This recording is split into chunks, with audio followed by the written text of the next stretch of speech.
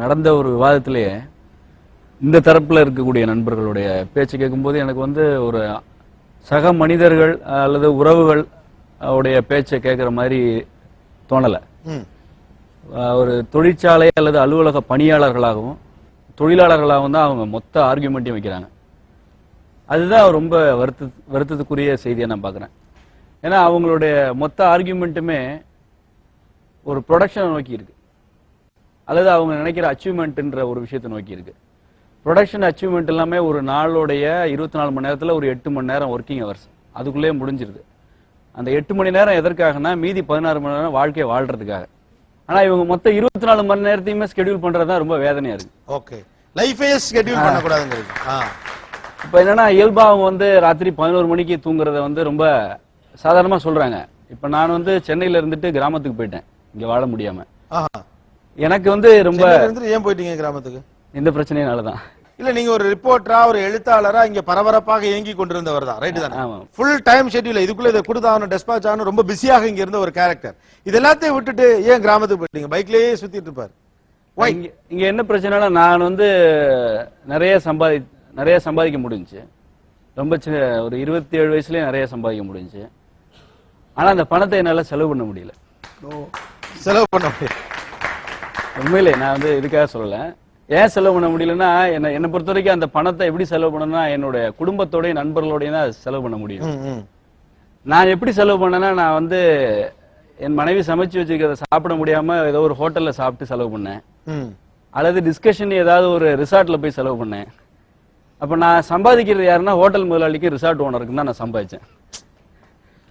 அதுக்காக நான் ஏன் கஷ்டப்படணும்? அதுக்காக என் குழந்தை என் மனைவி ஏன் தவிக்கணும் அப்படின்னு பார்த்தேன். அப்போ வந்து இது நம்ம ஒரு வேலை நேரத்தை வேறையா மிகையா புரிஞ்சுக்கிட்டோம் அப்படின்றது. அப்புறம் வந்து ரொம்ப ஸ்ட்ரெஸ்ஃபுல் லைஃபை நான் பார்த்தேன். ஒரு 2 வருஷம் தான் இந்த வாழ்க்கை நான் சொல்றது. மனைவியோட வந்து ஒரு நிம்மதியா பேசவே முடியலன்னுக்கும் போது நம்ம ராத்திரி 1 மணிக்கு போய் கதவு தட்டும் போது எல்லா ஜஸ்டிபிகேஷனும் எனக்கு இருக்கு. நான் உனக்காக தான் சம்பாதிச்சேன், நீ இன்னைக்கு கார்ல போற, நீ நல்ல புடவை கட்டுற, எல்லாமே நான் பேசலாம். அவங்க கேட்கிற எந்த கேள்விக்கும் என்கிட்ட லாஜிக்கலா பதில் இருக்காது, எமோஷனலா வேணா பேசலாம். அவங்க என்ன கேட்கறாங்க, இதெல்லாம் நான் கேட்கல, நீ 6 மணிக்கு வீட்டுக்கு வரணும்னு கேட்கறேன், அவ்வளவுதான், இதை உன்னால கொடுக்க முடியலன்றாங்க. அப்ப இது என்னன்னா இந்த மேனேஜ் சார் சொன்ன மாதிரி டைம் மேனேஜ்மெண்ட்ன்றது வந்து யூ கேனாட் மேனேஜ் டைம். நான் அதை ரொம்ப உறுதியா நம்புறேன். ஏன்னா you can manage production, you can manage people, இதெல்லாம் உங்களால முடியும். டைம்ன்றது இயற்கையோட கிஃப்ட், அது இயற்கையின் ஒரு அங்கம். இதை நீங்க மேனேஜ் பண்ண முடியாது பியாண்ட் அவர் லிமிட். இந்த ப்ரொடக்ஷன் ஓரியன்டேஷன் அப்படிங்கிற இந்த தாக்கம் மேபி ஒரு கடந்த 10 வருடத்துல ஏற்பட்டதுதான். எல்லா நிமிடத்தையும் பணமாக்குதல் அல்லது எல்லா நிமிடத்தையும் பொருளாக்குதல், எல்லா நிமிடத்தையும் ப்ரொடக்டிவா ஹேண்டில் பண்ணுதல் அப்படிங்கிற இந்த தாக்கம் இந்த ஒரு பெருநகரத்தை, சென்னை மாதிரி ஒரு பெருநகரத்தை எந்த அளவு கெடுத்திருக்குன்னு நினைக்கிறீங்க நீங்க? எந்த அளவுக்கு கெடுத்திருக்குன்னா, என்னுடைய தோழி ஒரு பொண்ணு வந்து 10 மணிக்கு மேல போய் சமைக்கிறாங்க, சாஃப்ட்வேர் இன்ஜினியர், நிறைய சம்பாதிக்கிறாங்க, ஆனா சாப்பிட முடியல, ஏன்னா சமைக்கிறதுக்கு நேரம் இல்லை. இவங்க போய் 1 மணிக்கு படுத்துட்டு காலையில 5 மணிக்கு எந்திரிக்கிறாங்க. அவங்க வாழ்க்கையே வாழல. ஆனா என்ன நினைச்சுக்கிறாங்கன்னா அவங்களோட கேரியருக்குள்ள ஒரு டார்கெட் வச்சுக்கிட்டு அதை அச்சீவ் பண்றாங்க. இது எல்லாமே இவங்களுடைய தொழில் வாழ்க்கையில இருக்கு, இவங்களோட வாழ்க்கையில இல்ல. இது வந்து கிட்டத்தட்ட பாத்தீங்கன்னா இன்னைக்கு 30 வயசுக்கு மேல இருக்கக்கூடிய டயபெட்டிஸ் கம்ப்ளைண்ட் அதிகமா இருக்கிறது காரணம் என்ன? ஏன் எல்லாருக்கும் முதுகெலும்பு சீக்கிரம் தேயுது? ஏன் ஸ்பைனல் கார்டுல பிரச்சனை வருது? ஏன் யூரினரி ப்ராப்ளம் வருது? நான் ஒரு பத்திரிகையில கூட எழுதினேன், இந்த மென்சுரஸ் பீரியட்ல பெண்களுக்கு வந்து ஓய்வு கிடைக்குதா? இது வந்து மனிதன் தோன்றி 2 லட்சம் வருஷம் ஆச்சு. நம்ம இன்னைக்கு புதுசா உலகத்தெல்லாம் உருவாக்கல, உருவான உலகத்துல வாழ்ந்துட்டு இருக்கோம். நாளைக்கு எப்படி வேணாலும் இருக்கலாம். ஆனா ஜெண்டர் பயாஸ் இருக்கு இன்னையோட இண்டஸ்ட்ரியலைசேஷன்ல. நீங்க 10 வருஷம் சொல்றீங்க, இது குளோபலைசேஷனோட ஒரு பிரச்சனை. ஆண்கள் வந்து உடலியல் சிக்கல்கள் குறைவானவங்க, ஆனா பெண்களுக்கு இந்த பீரியட் டைம்ல உரிய ஓய்வு கொடுக்கறது இல்ல, எந்த நிறுவனமும் கொடுக்கறது இல்ல, இவங்களும் அதை கிளைம் பண்றதும் இல்ல. ஆனா என்ன உங்களுக்கு சொல்லப்படுதுன்னா 2 பேரும் சமம். 2 பேரும் எப்படி சமம்? அந்த பீரியட்ல கிராமத்துக்கு போனீங்கன்னா ஓரமா உட்கார வச்சிடறாங்க, உளுந்தங்களி உருண்டை கொடுப்பாங்க, அது வந்து உங்களுக்கு பிளட் லாஸ ஈடுகட்டும். அது செய்யறது இல்ல. அப்ப உங்க உடம்பு கெடுத்துக்கிட்டு இப்ப இன்னைக்கு என்ன ஆயிடுச்சுன்னா, அந்த மகப்பேறு மருத்துவர் அல்லது மாதவிடாய் மருத்துவரை பார்க்காத பெண்களே ரொம்ப குறைவுங்க மெட்ராஸ்ல. 3 நாள் மட்டுமே பீரியட் இருக்க பெண்கள் வந்து விரல் விட்டு எண்ணிடலாம். ஏன் அது பிரச்சனை? வெறும் லைஃப் ஸ்டைல் தான். அப்ப இவங்க என்ன நினைக்கிறாங்கன்னா, உடம்பு போனா பரவாயில்ல, மாத்திரை போட்டா சரியாயிடும் நினைக்கிறேன். மாத்திரை போட்டா சரியாகாது.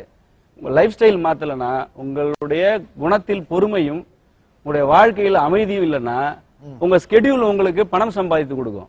ஆனா அந்த பணத்தை நீங்க அனுபவிக்கல. இப்போ கமர்ஷியலைசேஷன் ஆஃப் டைம் சொன்னாங்க. நீங்க யதார்த்தமா சொல்லுங்க, பணம் தேவையா தேவையில்லையா வாழ்க்கையில? இன்னைக்கு ஒரு ஸ்கூல் ஃபைனல்ல படிக்கிறான் ஒரு குழந்தை அப்படின்னா, நிறைய மார்க் வாங்கினானா அவனுக்கு ஃப்ரீ சீட் கிடைக்குது. இல்லட்டா அந்த பேரண்ட்ஸ் 45 வயசு 50 வயசு இருக்கவங்க 6 லட்சமோ 7 லட்சமோ எந்த படிப்பு படிக்கிறோமோ அதுக்காக அவங்க பண்ணணும். நான் என்ஜாய் பண்றேன் லைஃப அப்படின்றதுக்காக நான் இஷ்டத்துக்கு போவேன், இஷ்டத்துக்கு வருவேன்னா அவங்க குடும்பம் போகிறதும் இல்லாம அவங்க ஜெனரேஷனே போகுதுன்றது இது நான் எப்படி பாக்குறேன்னா, எனக்கு வந்து இந்த ஃபீல்டுக்கு வருவோம், இப்படி சம்பாதிப்போம் அல்லது இப்படி ஒரு வாழ்க்கையை தேர்ந்தெடுப்போம் எங்க அப்பா திட்டமிடல. என்னை வந்து ஒரு சாதாரணமா தான் வளர்த்தாரு. நான் ஒரு தமிழ் பள்ளிக்கூடத்துல வருஷத்துக்கு ஒரு 200 ரூபா ஃபீஸ் கட்டி தான் படித்தேன். இப்போ என்னுடைய பையனும் அதே பள்ளிக்கூடத்தில் தமிழ் பள்ளிக்கூடத்தில் வருஷத்துக்கு 800 ரூபா ஃபீஸ் கட்டி தான் படிக்கிறான். நான் படிப்புன்றதே வேறையா பார்க்குறேன். நான் அதை ஒரு ஜாப் ஓரியன்டேஷனோட பார்க்கல. நான் படித்தது வேற, பார்த்த வேலை வேற. நான் பார்த்த வேலைக்கு இங்கே உட்காந்து பேசிட்டு இருக்கிறதுக்கும் சம்மந்தம் இல்லை. இதான் வாழ்க்கை. இந்த வாழ்க்கையை யாராலையும் திட்டமிட முடியாது. இன்னொன்று சேர்த்து வைக்கணுன்றது இருக்கு இல்லையா, இன்னொரு எதிர்காலத்துக்காக சேர்த்து வைக்கணுன்றது. எதிர்காலத்துக்காக வந்து யாராலையும் பெருசா சேர்த்துட முடியாது. அதுவும் யாரால சேர்க்க முடியும்னா, வாழ்க்கையில உங்களுக்கு பணத்தை எப்படியெல்லாம் செலவை குறைக்கணும்னு நினைக்கிறவனால தான் சேர்க்க முடியும்.